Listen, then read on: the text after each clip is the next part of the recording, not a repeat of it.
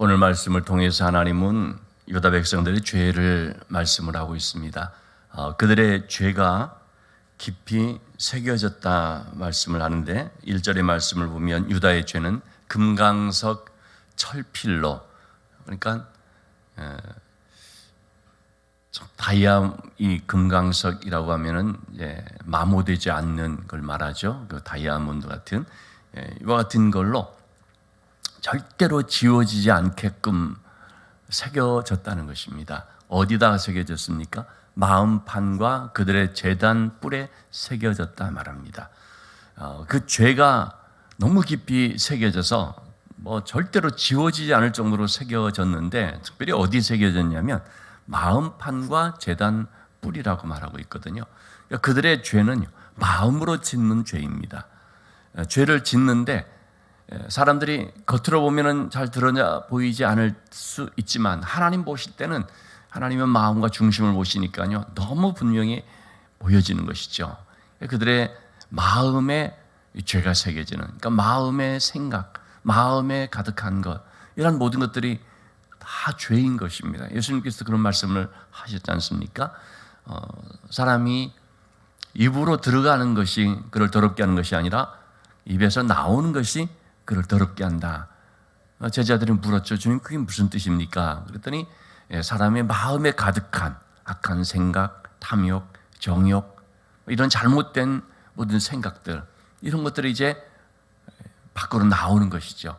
들어가는 것이 아니라 나오는 것이 바로 큰 죄라는 것인데요. 이게 마음에 이제 가득한 것입니다. 이렇게 마음에 새겨졌고요. 또 제단 뿔에 그들이 섬기고 있는 그 모든 우상의 제단들이지 않습니까? 산당이라든지 또는 여기저기에 있는 그런 제단들, 그런 우상 숭배를 하는 모든 것들은요 계속해서 그들이 죄를 새기는 것이라고 볼 수가 있습니다. 그런 삶을 살아갈수록 죄는 더 깊이 더 많이 이렇게 새겨지는 것입니다. 자, 그런데 이렇게 그들의 그 새겨진 죄로 말미암아 어떤 일이 있게 됐냐면 2절 말씀에 보니까 이러한 그 백성들의 그 죄, 또는 조상들의 죄, 혹은 아비의 죄, 이로 인하여서 이 자녀들이 어떻게 하는 것입니까? 그들의 자녀가 높은 언덕이 푸른 나무 곁에 있는 그 제단들과 아세라, 이런 아세라 목상, 이런 우상들을 생각하도다. 여러분, 이러한 부모 세대의 그 죄로 인하여서 자녀들이 어떤 영향을 받느냐면요, 자기들도 그런 죄 지을 생각을 하는 것입니다. 우상 숭배하는 그 조상들 혹은 부모 세대의 모습을 보면서, 그러면서 이제 주변에 좀 무슨 어떤 좀 괜찮은 나무가 있으면, 특별히 푸른 나무, 그 밑에서 우상 숭배하는 경우들이 너무 많았거든요. 그런데 이제 제단을 쌓아놓고 그렇게 우상을 섬기곤 했단 말이죠. 그런 걸 볼 때마다 우상을 생각하는 것입니다. 제단들과 아세라들을 생각하는 것입니다. 참 여러분, 이건 얼마나 불행이고 비극인지 알 수가 없습니다. 오늘날 우리 시대 젊은이들의 모습을 보면, 여러분, 그것은 부모 세대가 영향을 끼친 결과다 하는 것도 우리가 생각을 해야 되죠. 이 대법원의 참사가 이렇게 벌어졌는데요, 거기에는 부모 세대의 어떤 그런 잘못들도 참 많이 있다는 것을 우리가 생각을 하게 됩니다. 죄라는 것이 유전되는 것은 아니죠. 어떤 질병처럼 그렇게 자녀들에게 어떤 그런 성향, 어떤 그런 어떤 유전자처럼 이렇게 그렇게 유전되고 그런 건 아니죠.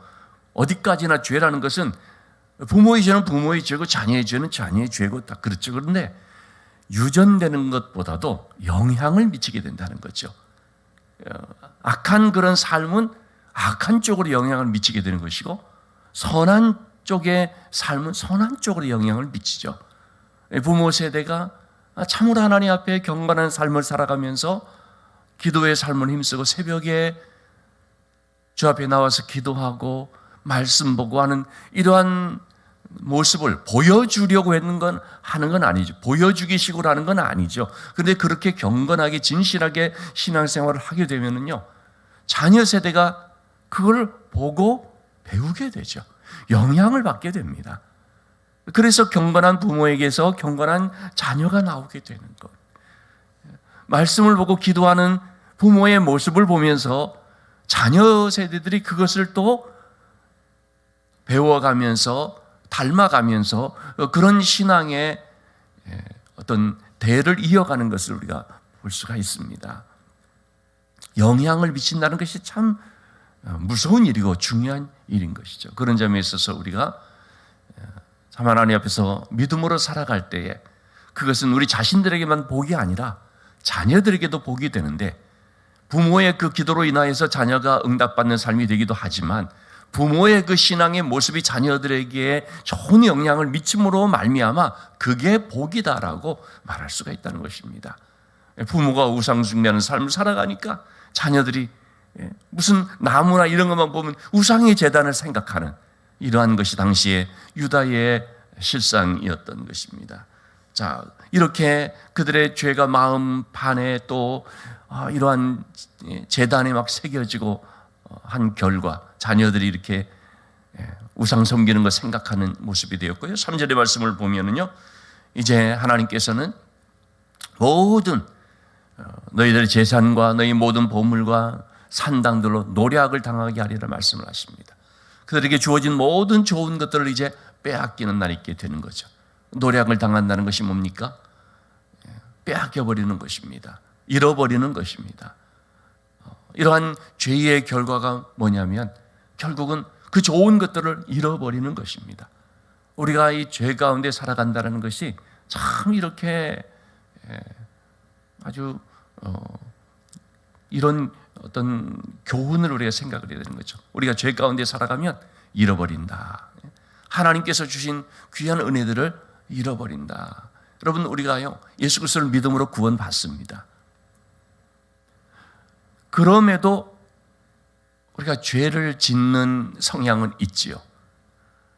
그런데 우리가 죄 짓는다고 해서 그 죄의 대가로서 우리가 구원이 취소가 되어버리고 그 죄 때문에 구원을 잃어버리고 그런 것은 아니지요. 그런데 구원을 받은 우리라고 할지라도요, 우리가 여전히 죄 가운데 살아가고 참 핑계로 마음은 원이라도 육신이 약해서 그러면서 자꾸 자기의 어떤 육신적인 기질을 핑계 삼으면서 습관적으로 죄를 짓거나 그렇게 한다면, 그러면 어떤 결과가 있는 것입니까? 하나님의 은혜를 잃어버리게 됩니다. 잃어버리게 된다는 것입니다. 다윗이 그것을 고백하거든요. 바세바를 이제 범하는 이런 그 간음의 죄와 또 남편인 우리아를 전쟁에서 죽게 하는 그런 끔찍한 죄를 지었지 않습니까? 그로 인하여서 다윗이 시편 51편에서 이제 철저히 회개하면서 고백하는 가운데 뭘 말합니까? 크게 세 가지를 잃어버렸음을 말합니다. 깨끗한 마음, 이걸 잃어버린 것입니다. 그래서 하나님 앞에 정한 마음을 창조하게 해달라는 말을 하죠. 마음이 더러워져 버렸다는 것입니다. 또 구원의 기쁨을 잃어버렸음을 고백합니다. 그 구원의 감격과 은혜 받은 기쁨의 삶을 잃어버리는 것입니다. 죄 가운데 이렇게 있게 되니까, 그러니까 그 기뻤던 마음, 즐거웠던 마음이 침울해지고요, 답답하고요, 마음이 흐려져 버리고요. 또 잃어버린 것을 말하는데 성령의 은혜를 잃어버린 걸 말합니다. 성령이 나에게서 떠나버렸다고 말하죠. 그래서 성령으로 다시금 성령이 내 안에 임하기를 바라면서 이제 기도를 하죠. 여러분, 이처럼 죄라고 하는 것은 우리로 하여금 잃어버리게 하는 속성이 있습니다. 그래서 우리는 왜 자꾸 죄를 멀리하고 죄와 단절된 삶을 살아야 되는가? 그것은 우리의 너무나 소중한 보물과 같은 것들을 지키기 위함이라고 하겠습니다. 유다 백성들이 하나님을 떠나서 범죄한 삶을 살아가는 결과 그들의 모든 좋은 것들을 다 잃어버리고, 그리고 그들은 또한 다른 나라로 이제 옮겨지게 됐죠. 4절의 말씀을 보면은 너는 그 땅에서 너희 원수를 섬기게 된다 하는 것입니다. 이것은 바로 하나님의 맹렬한 진노의 결과인 것을 말씀해 주고 있습니다. 자, 이와 같은 그들의 죄에 대해서 말씀한 다음에 오늘 본문의 말씀에 보면 반복해서 나오는 한 단어가 이 마음이라고 하는 단어인데요. 이어서 이제 저주를 받은 사람과 복 있는 사람에 대한 말씀을 좀 대조해서 소개를 해주고 있습니다. 5절의 말씀에 저주를 받은 자에 대해서 먼저 말씀하는데, 이런 사람은 저주를 받을 것이다 라고 하는 거죠. 자, 어떤 사람입니까? 무릇 사람을 믿으며 육신으로 그의 힘을 삼고 마음이 여호와에게서 떠난 그 사람은 저주를 받을 것이라. 여러분, 사람을 믿는다는 것이 뭡니까? 사람을 의지하는 것입니다. 하나님을 의지하지 않고 사람을 의지하게 되면 그 사람은 마음이 하나님에게서 떠나게 됩니다. 또 육신으로 힘을 삼는 게 뭡니까?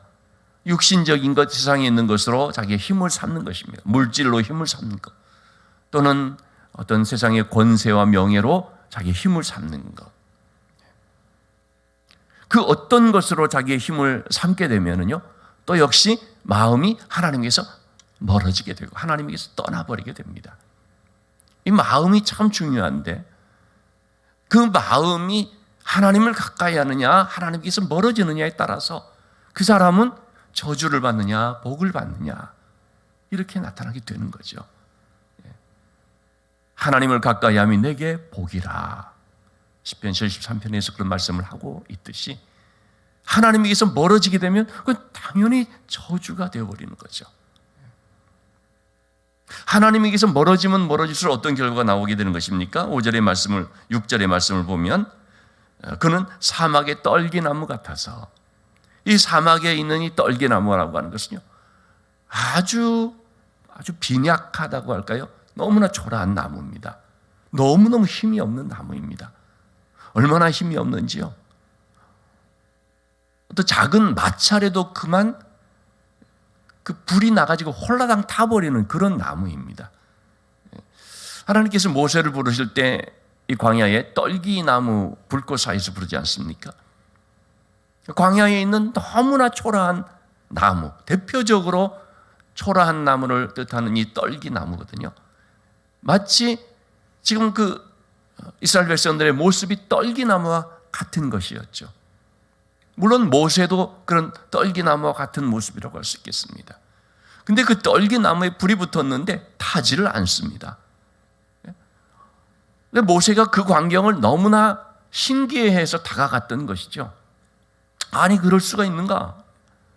항상 광야에서 종종 보게 되는 마찰에 의해서 그 작은 그런 마찰에도 열이 나서 그냥 작은 불씨에도 확 타버리는 그런 나무들 쭉 보았는데, 아니 이건 타고 있지 않다는 거죠. 왜 타고 있지 않았습니까? 하나님께서 그 가운데 있으니까. 불이 붙었지만 타지를 않는 거죠. 물론 그때 그 불이라는 것은 하나님을 상징하는 것이기도 합니다만, 어쨌든 이 떨기나무라는 것은 너무나 초라한 나무를 말합니다. 물기가 전혀 없는 것입니다. 그냥 수분을 흡수할 수가 없기 때문에요. 광야에 있으니까 그 떨기나무가 이렇게 힘이 없고 연약한 이유는 뭐냐면 수분을 흡수할 수 없어서 그런 거죠. 그 뿌리를 내린 곳이 건건한 땅, 간조한 땅, 전혀 물이 없는 그런 땅이기 때문에, 그래서 나무로 서 있기는 서 있지만 사실은 전혀 힘이 없는, 생명력 없는 그런 나무의 모습인 거죠. 마음이 하나님께서 떠나버린 그 사람, 바로 이런 모습인 것을 말해주고 있습니다. 생수의 근원이 되신 하나님을 버려버렸기 때문에 자기를 의지하고 자기 힘으로 살아가는데, 그 자기 힘으로 살아가는 것, 사람을 의지하며 살아가는 모습이 뭐냐면 떨기나무와 똑같은 것입니다. 조그마한 뭐가 생기면 그냥 타버리는 것입니다. 순식간에 쓰러져 버릴 수 있는 나무인 거죠.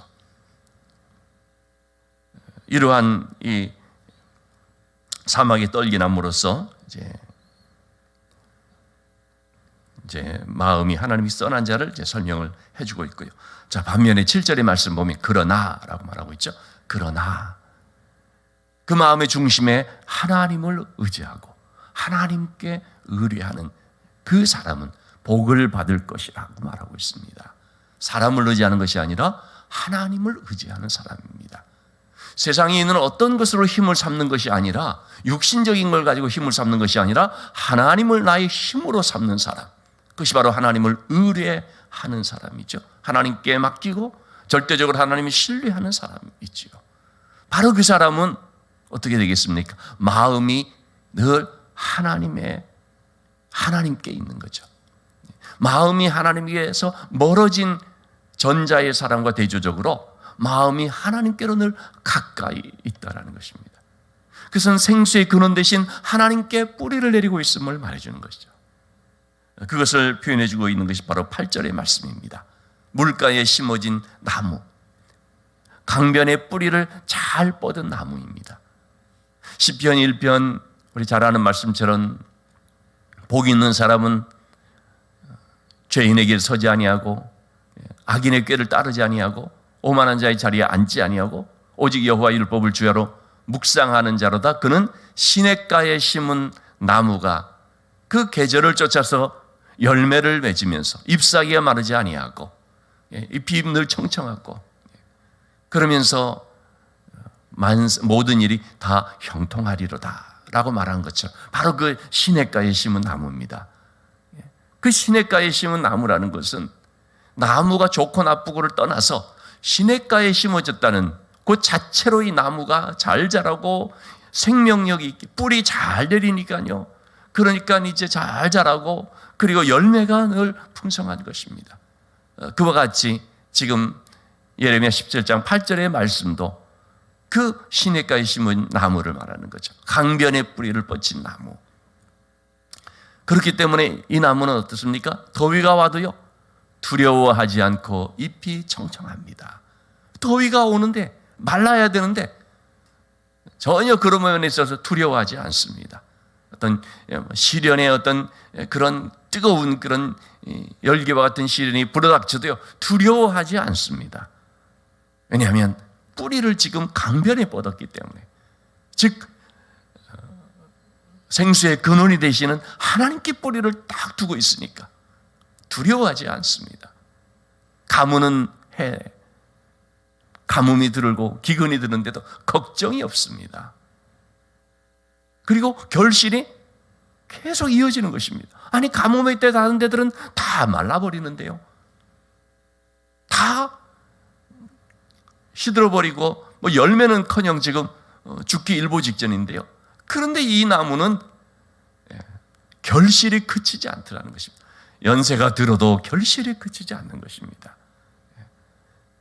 참 그 비결은 오직 생수의 근원 대신 하나님께 뿌리를 두고 있기 때문에, 여러분 우리가 이 생수의 근원 대신 하나님께로 가까이 늘 하나님께 뿌리를 두는 삶이 되면 바로 이와 같은 두려움이 없는 삶이 된다는 것을 기억하십시다. 걱정이 없는 삶이 된다는 것을 기억하십시다. 결실이 그치지 않는다는 것을 우리가 기억해야 되겠습니다. 오늘 말씀 9절 말씀에 보면 마음에 대해서 다시 한번 말합니다. 만물보다 거짓되고 부패한 것이 마음이다. 참 그래서 이 마음에 하나님이 없는 마음이 되면 부패할 수밖에 없고 거짓될 수밖에 없습니다. 그 마음에 나로 채워져 있고 세상의 것으로 채워져 있고 물질적인 것으로 채워져 있으면 그럼 그의 삶은 늘 이렇게 거짓되고 부패한 삶이다 말하고 있죠. 그러나 생수의 근원이 되신 하나님으로, 오늘 말씀 13절에 보면 이스라엘의 소망이신 여호와여, 무릇 주를 버리는 자는 다 수치를 당할 것이라. 무릇 여호와를 떠나는 자는 흙에 기록이 되오리니 이는 생수의 근원이신 여호와를 버림이니이다. 이렇게 생수의 근원 되신 하나님을 말씀하지 않습니까? 그 하나님을 버리는 자는 이런 부패하고 더러워진 거짓된 마음을 가질 수밖에 없는 것인데, 반면에 생수의 근원 되신 하나님을 14절의 말씀 보면 여호와여 주는 나의 찬송이오니 나를 고치소서 그리하시면 내가 낫겠나이다. 나를 구원하소서 그리하시면 내가 구원을 얻으리이다. 여호와 하나님을 나의 찬송이요 나의 구원이요 나의 능력으로 삼는 사람은 생수의 근원 되신 하나님을 가까이 하는 삶이기 때문에 어떻습니까? 그는 고침을 받고 구원을 받고 하나님의 축복을 받는 삶이 된다는 것을 우리가 알 수 있습니다. 오늘 우리의 삶의 주제는 나의 마음은 과연 어떤 마음인가? 사람을 의지하며 육신의 것으로 힘을 삼는 것에서 하나님에게서 멀어지는 마음인가? 아니면 생수의 근원 되신 하나님을 나의 찬송이요 나의 구원이요 나의 능력으로 삼는 마음인가?